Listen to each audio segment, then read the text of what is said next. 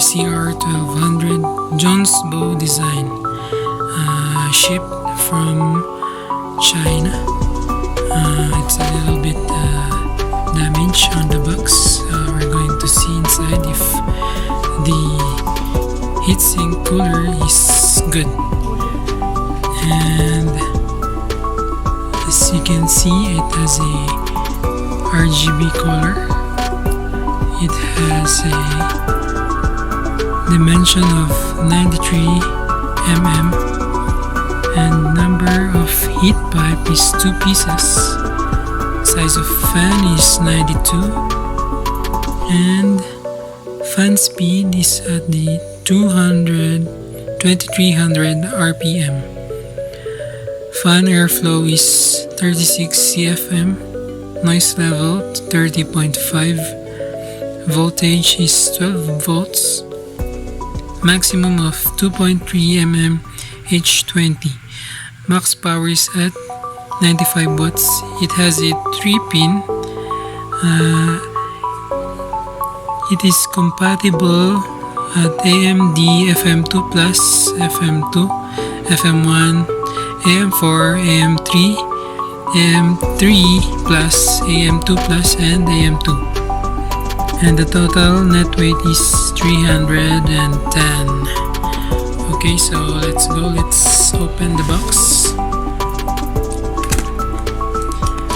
I ordered it from Shopee online.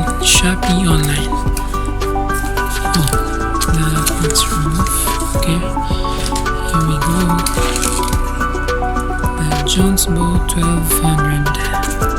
So it comes with a manual, the Intel support. There's a thermal paste and the pins, but it has a AMD built-in socket, as you can see there. It looks on the top and at the back.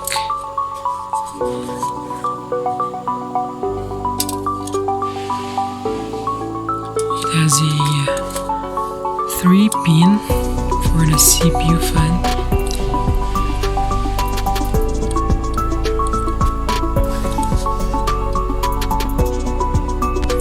So here we go. We're going to remove the old heatsink of the AMD and put this new Jonsbo RGB heatsink cooler. So let's go. Let's put this cute little thing.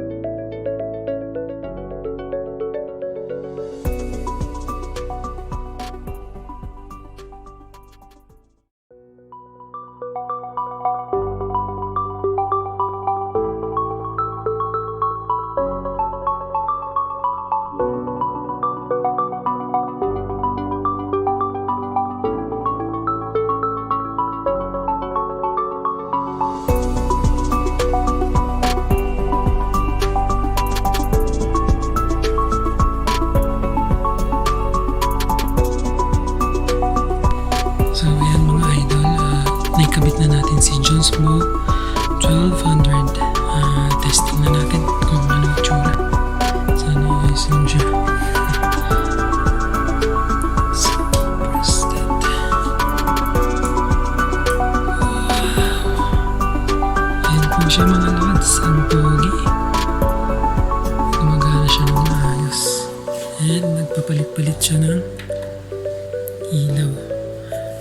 Bale, wala kasi akong yung pampalit ng lights. So ayan, ang gwapo niya. Ayan. Bale, dito sila Kobe, si LeBron, and si Jordan. Ilaw, yung ilaw. Gwapo lods. Ayan siya. So ngayon, thank you sa mga nanood and nag-support. Kung bago lang kayo sa aking channel, please support na lang my channel by subscribing and leaving a comment down below kung anong masasabi niyo kay Jonsbo. So ayan siya, ganda talaga, wala akong masabi, okay siya. RGB is life. So thank you guys for watching.